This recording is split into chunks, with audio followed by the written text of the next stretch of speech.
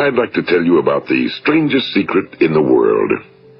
Some years ago, the late Nobel Prize-winning Dr. Albert Schweitzer was being interviewed in London, and a reporter asked him, "Doctor, what's wrong with men today?" And the great doctor was silent a moment, and then he said, "Men simply don't think." It's about this that I want to talk with you. We live today in a golden age. This is an era that man has looked forward to, dreamed of, and worked toward for thousands of years. But since it's here, we pretty well take it for granted. We in America are particularly fortunate to live in the richest land that ever existed on the face of the earth, a land of abundant opportunity for everyone. But do you know what happens? Well, let's take 100 men who start even at the age of 25. Do you have any idea what will happen to those men by the time they're 65? These 100 men who all start even at the age of 25 believe they're going to be successful. If you ask any one of these men if he wanted to be a success, he'd tell you he did. And you'd notice that he was eager toward life, that there was a certain sparkle to his eye, an erectness to his carriage, and life seemed like a pretty interesting adventure to him. But by the time they're 65, 1 will be rich. 4 will be financially independent. 5 will still be working. 54 will be broke. Now think a moment. Out of the 100, only 5 make the grade. Now why do so many fail? What has happened to the sparkle that was there when they were 25? What's become of the dreams, the hopes, the plans? And why is there such a large disparity between what these men intended to do and what they actually accomplished? When we say about 5% achieve success, we have to define success. And here's the best definition I've ever been able to find. Success is the progressive realization of a worthy ideal. If a man is working toward a predetermined goal and knows where he's going, that man is a success.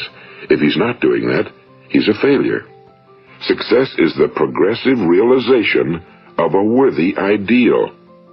Rollo May, the distinguished psychiatrist, wrote a wonderful book called Man's Search for Himself. And in this book he says, the opposite of courage in our society is not cowardice. It is conformity. And there you have the trouble today. It's conformity, people acting like everyone else without knowing why, without knowing where they're going. Now think of it.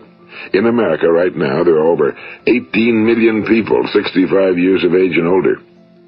And most of them are broke.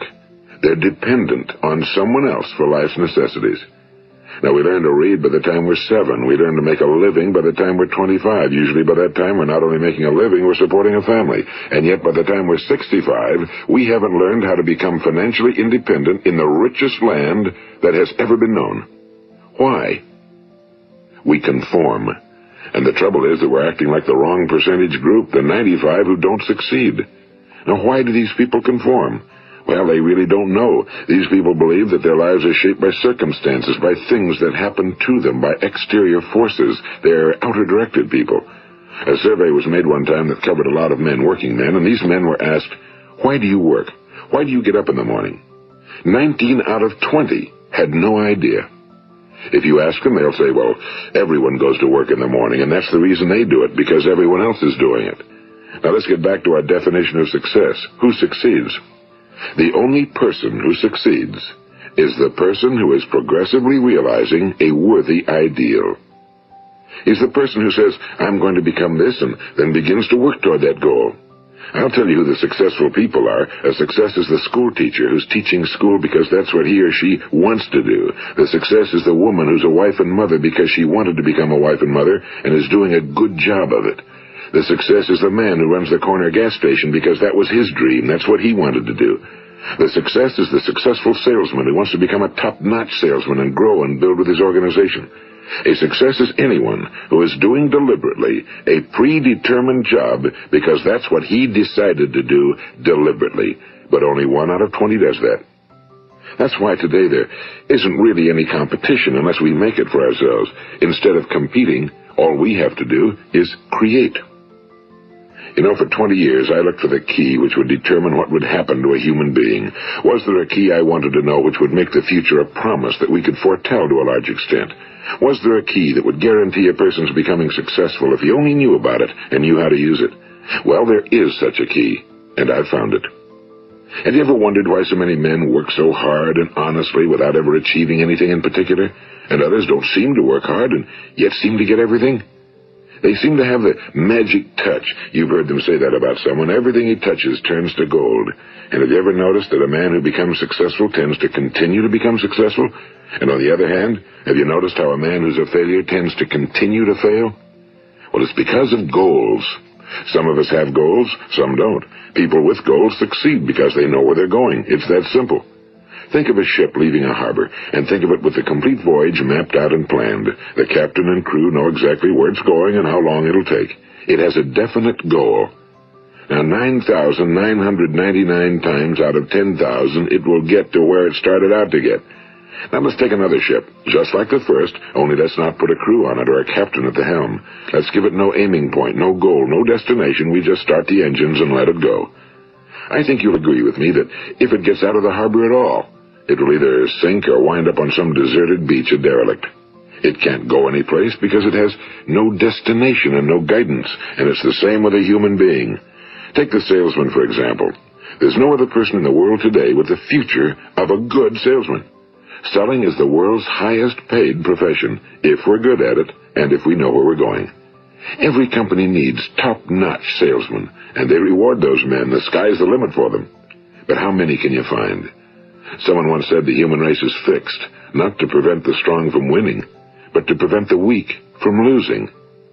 The American economy today can be likened to a convoy in time of war. The entire economy is slowed down to protect its weakest link, just as the convoy had to go at the speed that would permit its slowest vessel to remain in formation. That's why it's so easy to make a living today. It takes no particular brains or talent to make a living and support a family today. So we have a plateau of so-called security, if that's what a person's looking for. But we do have to decide how high above this plateau we want to aim. Now let's get back to the strangest secret in the world, the story that I wanted to tell you today. Why do men with goals succeed in life and men without them fail? Well, let me tell you something which, if you really understand it, will alter your life immediately. If you understand completely what I'm going to tell you from this moment on, your life will never be the same again. You will suddenly find that good luck just seems to be attracted to you. The things you want just seem to fall in line, and from now on you won't have the problems, the worries, the gnawing lump of anxiety that perhaps you've experienced before. Doubt, fear, well, they'll be things of the past. Here's the key to success and the key to failure. We become what we think about. Now let me say that again. We become what we think about. Throughout all history, the great wise men and teachers, philosophers and prophets have disagreed with one another on many different things. It's only on this one point that they are in complete and unanimous agreement. Listen to what Marcus Aurelius, the great Roman emperor, said. A man's life is what his thoughts make of it. Disraeli said this, everything comes if a man will only wait. I've brought myself by long meditation to the conviction that a human being with a settled purpose must accomplish it, and that nothing can resist a will that will stake even existence for its fulfillment. Ralph Waldo Emerson said this, a man is what he thinks about all day long. William James said, the greatest discovery of my generation is that human beings can alter their lives by altering their attitudes of mind. And he also said, we need only in cold blood act as if the thing in question were real, and it will become infallibly real by growing into such a connection with our life that it will become real. It will become so knit with habit and emotion that our interest in it will be those which characterize belief. And he also said, if you only care enough for a result, you will almost certainly attain it. If you wish to be rich, you will be rich. If you wish to be learned, you will be learned. If you wish to be good, you will be good. Only you must then really wish these things and wish them exclusively, and not wish at the same time 100 other incompatible things just as strongly. In the Bible you read in Mark 9:23, if thou canst believe, all things are possible to him that believeth. My old friend Dr. Norman Vincent Peale put it this way, this is one of the greatest laws in the universe. Fervently do I wish I had discovered it as a very young man. It dawned upon me much later in life, and I found it to be one of the greatest, if not my greatest discovery outside of my relationship to God. The great law, briefly and simply stated, is that if you think in negative terms, you will get negative results. If you think in positive terms, you will achieve positive results. That is the simple fact, he went on to say, which is at the basis of an astonishing law of prosperity and success. In 3 words, believe and succeed. William Shakespeare put it this way: our doubts are traitors and make us lose the good we oft might win by fearing to attempt. George Bernard Shaw said, people are always blaming their circumstances for what they are. I don't believe in circumstances. The people who get on in this world are the people who get up and look for the circumstances they want, and if they can't find them, make them. Well, it's pretty apparent, isn't it? And every person who discovered this for a while believed that he was the first one to work it out. We become what we think about. Now, it stands to reason that a person who's thinking about a concrete and worthwhile goal is going to reach it, because that's what he's thinking about, and we become what we think about. Conversely, the man who has no goal, who doesn't know where he's going, and whose thoughts must therefore be thoughts of confusion and anxiety and fear and worry, becomes what he thinks about. His life becomes one of frustration and fear and anxiety and worry. And if he thinks about nothing, he becomes nothing. Now, how does it work? Why do we become what we think about? Well, I'll tell you how it works as far as we know. Now, to do this, I want to tell you about a situation that parallels the human mind. Suppose a farmer has some land, and it's good, fertile land. Now, the land gives the farmer a choice. He may plant in that land whatever he chooses. The land doesn't care. It's up to the farmer to make the decision. Now, remember, we're comparing the human mind with the land because the mind, like the land, doesn't care what you plant in it. It will return what you plant, but it doesn't care what you plant. Now, let's say that the farmer has 2 seeds in his hand. One is a seed of corn. The other is nightshade, a deadly poison. He digs 2 little holes in the earth, and he plants both seeds, one corn, the other nightshade. He covers up the holes, waters, and takes care of the land, and what will happen? Invariably, the land will return what's planted. As it's written in the Bible, as ye sow, so shall ye reap. Now remember, the land doesn't care. It'll return poison in just as wonderful abundance as it will corn. So up come the 2 plants, one corn, one poison. Now, the human mind is far more fertile, far more incredible and mysterious than the land, but it works the same way. It doesn't care what we plant. Success, failure. A concrete, worthwhile goal, or confusion. Misunderstanding, fear, anxiety, and so on. But what we plant, it must return to us. You see, the human mind is the last great unexplored continent on Earth. It contains riches beyond our wildest dreams. It will return anything we want to plant. Now, you might say, well, if that's true, why don't people use their minds more? Well, I think they figured out an answer to that one, too. Our mind comes as standard equipment at birth. It's free, and things that are given to us for nothing we place little value on. Things that we pay money for, we value. The paradox is that exactly the reverse is true. Everything that's really worthwhile in life came to us free. Our minds, our souls, our bodies, our hopes, our dreams, our ambitions, our intelligence, our love of family and children and friends and country, all these priceless possessions are free. But the things that cost us money are actually very cheap and can be replaced at any time. A good man can be completely wiped out and make another fortune. He can do that several times. Even if our home burns down, we can rebuild it. But the things we got for nothing, we can never replace. The human mind isn't used because we take it for granted. Familiarity breeds contempt. It can do any kind of job we assign to it, but generally speaking, we use it for little jobs instead of big, important ones. Universities have proved that most of us are operating on about 10% or less of our abilities. So decide now, what is it you want? Plant your goal in your mind. It's the most important decision you'll ever make in your entire life. What is it you want? Do you want to be an outstanding salesman? A better worker at your particular job? Do you want to go places in your company, in your community? Do you want to get rich? All you've got to do is plant that seed in your mind, care for it, work steadily toward your goal, and it will become a reality. It not only will, there's no way that it cannot. You see, that's a law, like the laws of Sir Isaac Newton, the laws of gravity. If you get on top of a building and jump off, you'll always go down. You'll never go up, and it's the same with all the other laws of nature.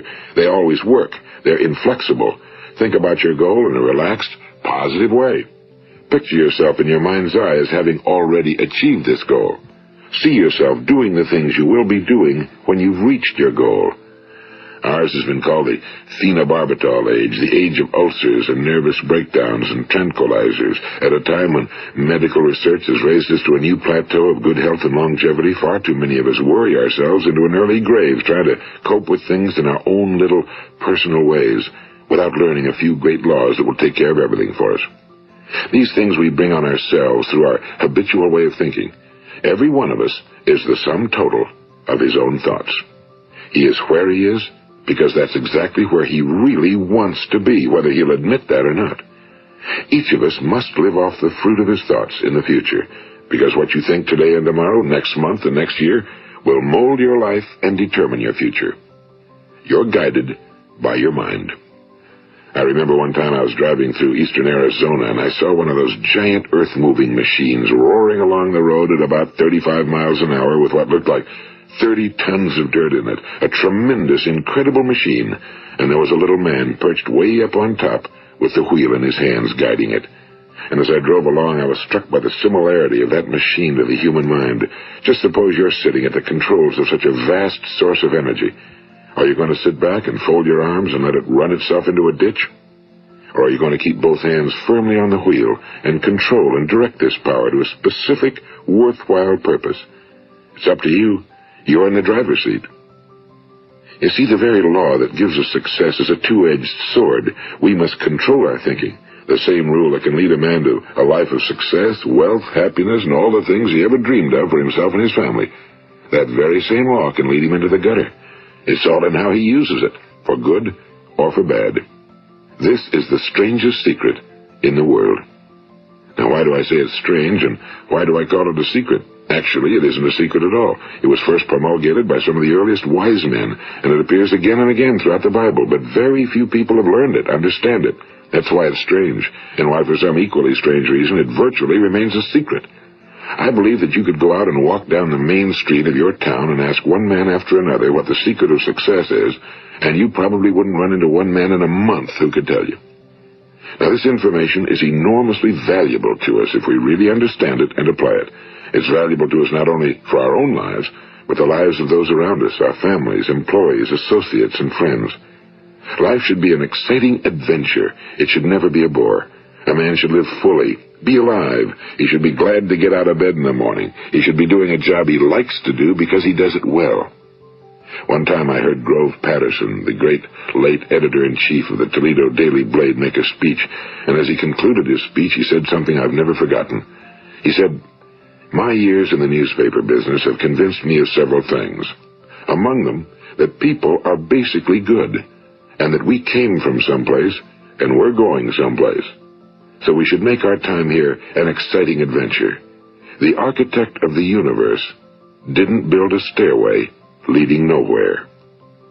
And the greatest teacher of all, the carpenter from the plains of Galilee, gave us the secret time and time again. As ye believe, so shall it be done unto you.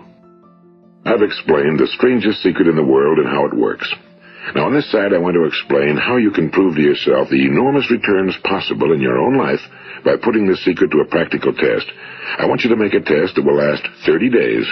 It isn't going to be easy, but if you'll give it a good try, it will completely change your life for the better. Now, back in the 17th century, Sir Isaac Newton, the English mathematician and natural philosopher, gave us some natural laws of physics which apply as much to human beings as they do to the movement of bodies in the universe. And one of these laws is that for every action, there is an equal and opposite reaction. Simply stated, as it applies to you and me, it means we can achieve nothing without paying the price. The results of your 30-day experiment will be in direct proportion to the effort you put forth. To be a doctor, you must pay the price of long years of difficult study. To be successful in selling, and remember that each of us succeeds to the extent of his ability to sell. Selling our families on our ideas, selling education in schools, selling our children on the advantages of living the good and honest life, selling our associates and employees on the importance of being exceptional people. To, of course, the profession of selling itself. But to be successful in selling our way to the good life, we must be willing to pay the price. Now, what is that price? Well, it's many things. First, it's understanding emotionally, as well as intellectually, that we literally become what we think about, that we must control our thoughts if we're to control our lives. It's understanding fully that as ye sow, so shall ye reap. Second, it's cutting away all fetters from the mind and permitting it to soar as it was divinely designed to do. It's the realization that your limitations are self-imposed and that the opportunities for you today are enormous beyond belief. It's rising above narrow-minded pettiness and prejudice. And third, it's using all your courage to force yourself to think positively on your own problem, to set a definite and clearly defined goal for yourself, to let your marvelous mind think about your goal from all possible angles, to let your imagination speculate freely upon many different possible solutions, to refuse to believe that there are any circumstances sufficiently strong to defeat you in the accomplishment of your purpose, to act promptly and decisively when your course is clear, and to keep constantly aware of the fact that you are, at this moment, standing in the middle of your own acres of diamonds, as Russell Conwell used to point out. And fourth, save at least 10% of every dollar you earn. It's also remembering that no matter what your present job, it has enormous possibilities, if you're willing to pay the price. Now let's just go over the important points in the price each of us must pay to achieve the wonderful life that can be ours. It is, of course, worth any price. 1. You will become what you think about. 2. Remember the word imagination and let your mind begin to soar. 3. Courage. Concentrate on your goal every day. 4. Save 10% of what you earn. And 5. Action. Ideas are worthless unless we act on them. Now, I'll try to outline the 30-day test I want you to make. Keep in mind that you have nothing to lose by making this test and everything you could possibly want to gain. There are two things that may be said of everyone. Each of us wants something, and each of us is afraid of something. I want you to write on a card what it is you want more than anything else. It may be more money. Perhaps you'd like to double your income or make a specific amount of money. It may be a beautiful home. It may be success at your job. It may be a particular position in life. It could be a more harmonious family. Each of us wants something. Now write down on your card specifically what it is you want. Make sure it's a single goal and clearly defined. You needn't show it to anyone, but carry it with you so that you can look at it several times a day. Think about it in a cheerful, relaxed, positive way each morning when you get up, and immediately you have something to work for, something to get out of bed for, something to live for. Look at it every chance you get during the day and just before going to bed at night. And as you look at it, remember that you must become what you think about, and since you're thinking about your goal, you realize that soon it will be yours. In fact, it's yours really the moment you write it down and begin to think about it. Look at the abundance all around you as you go about your daily business. You have as much right to this abundance as any other living creature. It's yours for the asking. Now we come to the difficult part. Difficult because it means the formation of what is probably a brand new habit, and new habits are not easily formed. Once formed, however, it will follow you for the rest of your life. Stop thinking about what it is you fear. Each time a fearful or negative thought comes into your consciousness, replace it with a mental picture of your positive and worthwhile goal. And there'll come times when you'll feel like giving up. It's easier for a human being to think negatively than positively. That's why only 5% are successful. You must begin now to place yourself in that group. For 30 days, you must take control of your mind. It will think about only what you permit it to think about. Each day for this 30-day test, do more than you have to do. In addition to maintaining a cheerful, positive outlook, give of yourself more than you've ever done before. Do this knowing that your returns in life must be in direct proportion to what you give. The moment you decide on a goal to work toward, you're immediately a successful person. You are then in that rare and successful category of people who know where they're going. Out of every 100 people, you belong to the top 5. Don't concern yourself too much with how you're going to achieve your goal. Leave that completely to a power greater than yourself. All you have to do is know where you're going. The answers will come to you of their own accord and at the right time. Remember these words from the Sermon on the Mount, and remember them well. Keep them constantly before you this month of your test. Ask, and it shall be given you. Seek, and ye shall find. Knock, and it shall be opened unto you. For every one that asketh receiveth, and he that seeketh findeth, and to him that knocketh it shall be opened. It's as marvelous and as simple as that. In fact, it's so simple that in our seemingly complicated world, it's difficult for an adult to understand that all he needs is a purpose and faith. For 30 days, do your very best.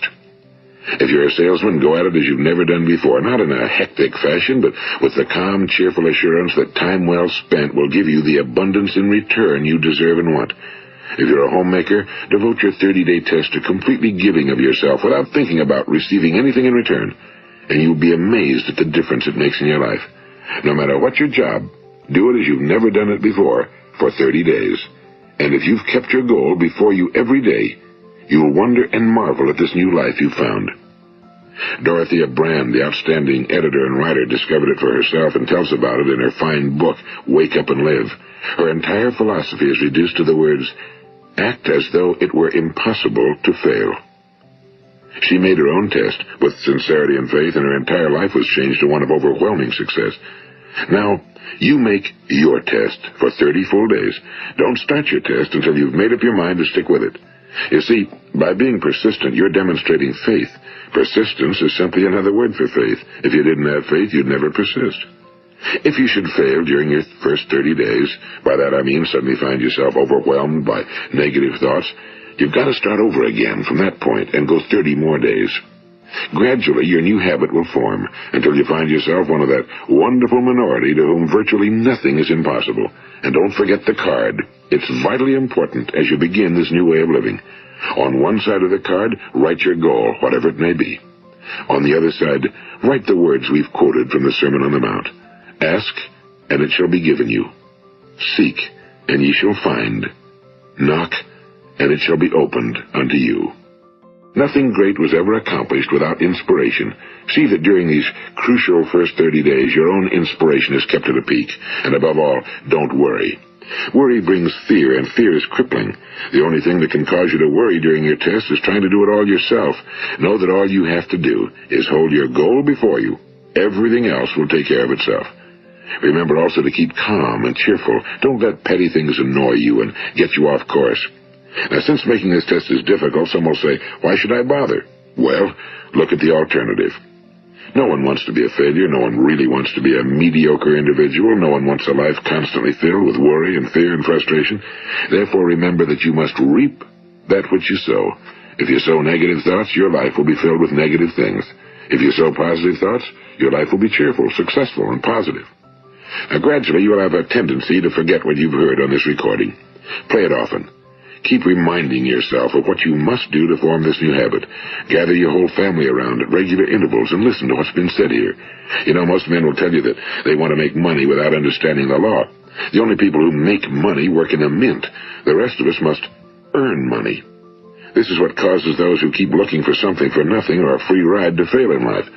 The only way to earn money is by providing people with services or products which are needed and useful. We exchange our time and our product or service for the other man's money. Therefore, the law is that our financial return will be in direct proportion to our service. Now, success is not the result of making money.